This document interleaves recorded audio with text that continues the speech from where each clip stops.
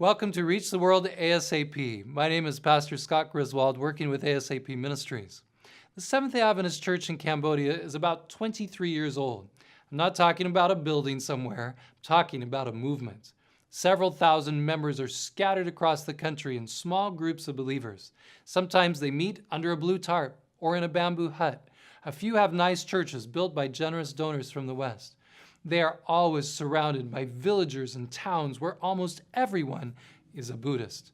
The ornate Buddhist temples tower into the sky. The loudspeakers blare their message for everyone to hear. Sometimes the Christians feel small and insignificant. That's why camp meeting is very important. Camp meeting? Yes, camp meeting. Not big motorhomes and camp trailers, but lots of tents and mosquito nets. No veggie corn dogs and big potlucks with casseroles, but rice and vegetables cooked over a little charcoal stove. But it is camp meeting just the same. There's the big, huge tent with some powerful preachers. There are children's programs for all ages with stories, crafts, and outreach activities. And best of all, there is lots and lots of fellowship between members who didn't know their church was this big. They all came together in February. More than 1,000 people saved and sacrificed to come. A group of us on an ASAP Ministries mission trip got to join them. We helped haul water to squat pots, taught a little, and listened a lot. So many people had a special story. Remember, it's a young church with lots of new members who've just come to know the God who is alive, who's like a loving father that really, really cares for them. I wanted you to hear a little bit of what I got to hear from your Cambodian brothers and sisters. 3 short stories. What can God do with a thief, with somebody who loves to steal from other people? Let me tell you the story of Gam Sambo. Gam Sambo was like this since he was a young boy. He used to steal from his older sister. When she wasn't looking, he'd sneak into her purse and take something. Whenever he could, he would grab something away from someone else. And as he got older, even his parents didn't know the depth of what was going on. One day there was a party at his house.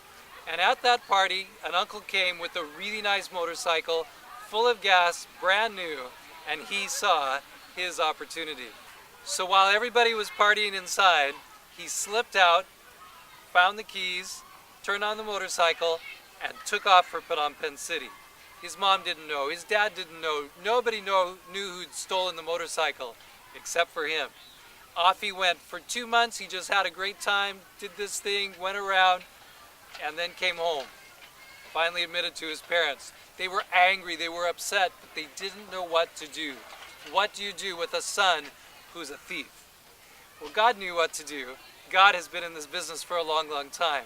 And one day, while he was in the city of Phnom Penh again, some friends came and said, "Come to church with us. Come, we found some really good news. We want you to know about Jesus Christ." He didn't want to go. He didn't care. And then he had this thought: if I go, I bet I can find something good to steal. At a church, what a great place, what a great opportunity. So there at the church he was looking around, and then he heard them talking about Jesus.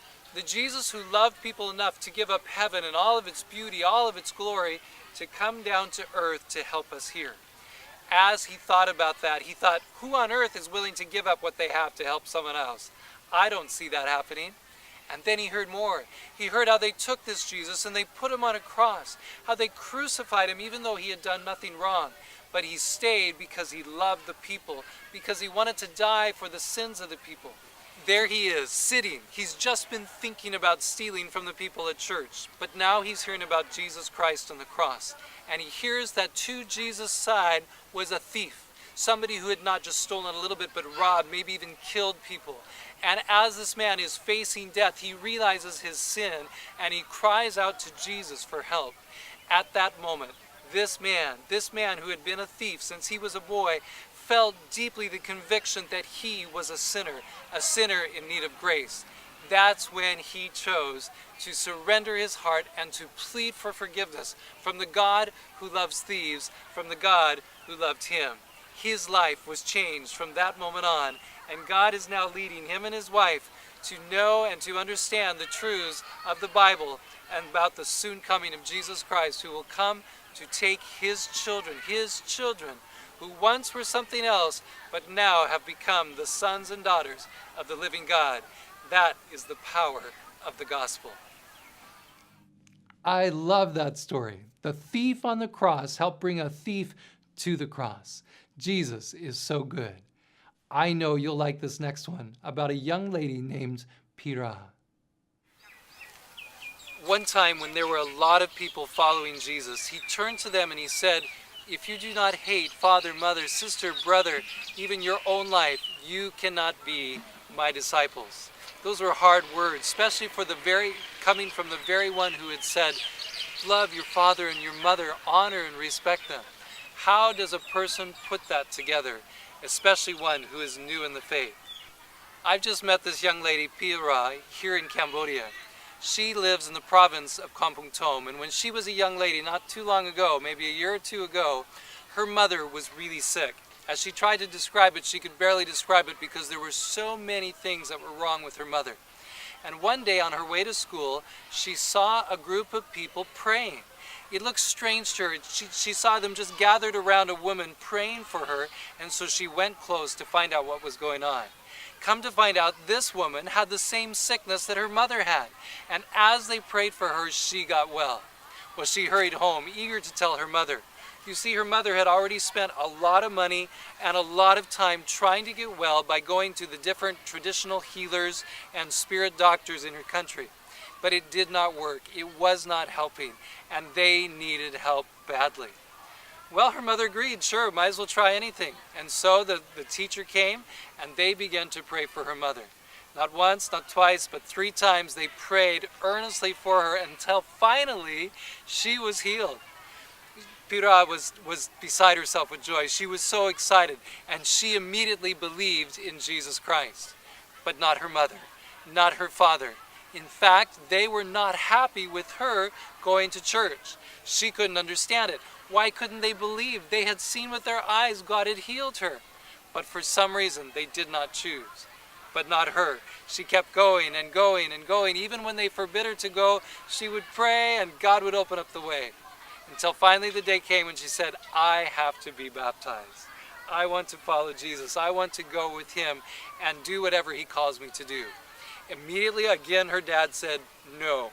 Last time the church had prayed, opened up her parents' heart enough so she could come to church. Surely this time, if they prayed again, their hearts would open up and let her go to church." Well, the Sabbath morning came, the day that she was supposed to be baptized and thought she couldn't. You see, even though she knew Jesus had called her to love her God more than her family, she still was also trying to respect her parents and put those two things together. So she was home praying. When her parents said to her, "Aren't you going to church today? Shouldn't you be on your way by now?" She looked up and smiled. They were being supportive. "And isn't the day you were going to be baptized now?" So she knew it was okay, and she pressed forward and she was baptized. She was so happy as she came out of the water. She had salvation. God had opened up a way. But there was one more prayer, one more big prayer she had, and that was that she could go to school. You see, she was just graduating from the 12th grade and had no money to pursue further education. But prayer had worked before to heal her mother, to help her go to church, to let her be baptized. Surely God could open a way. And sure enough, as they prayed, God found a way for Pira to be able to go to a banking school right there in her town, where she can continue to worship Jesus, learn and have a career for herself, and keep praying, because it is her hope that her mother and father will yet come to faith in Jesus Christ. Won't you pray for her as well, and pray for them that they can be a whole family worshiping the God who has power to heal the sick and to change lives?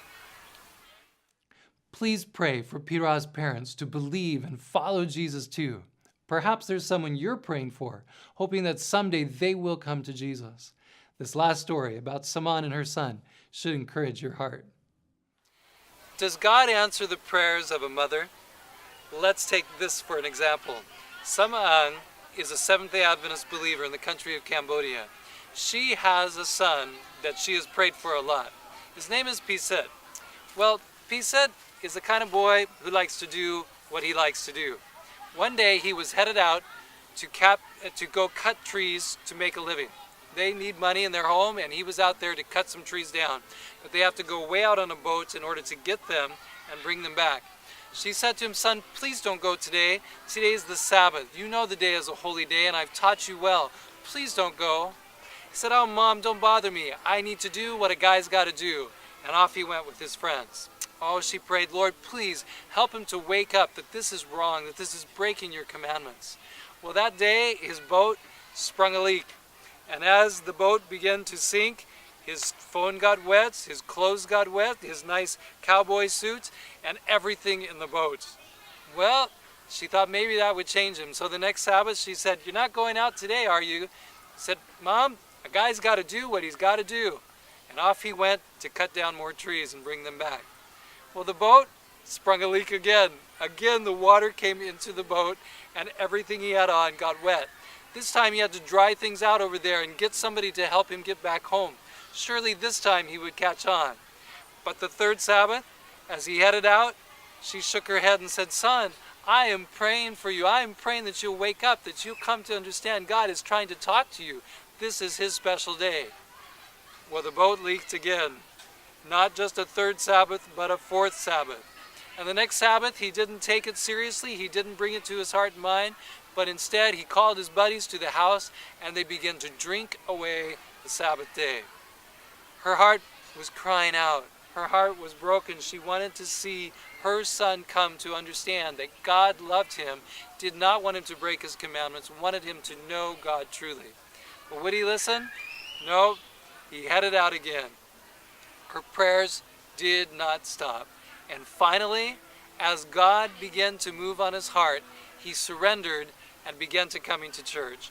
Praise God for the prayers of mothers. God does answer prayer. Camp meeting's over. Everybody's gone home. They heard the word of God preached with power. They listened to testimonies and told their own. I believe it will truly help them hold on to their faith while their neighbors and even family try to pull them back into religious tradition and spirit worship.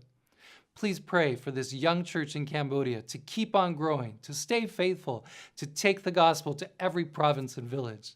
You can also partner with us at ASAP Ministries to help make this happen. Online or by phone, you can give to the fund called Greatest Needs, and we will use it carefully and prayerfully to spread the gospel and encourage the discipling of every new believer. Gam Sambo, Pira, Saman, and you and me, together, let's reach the world ASAP.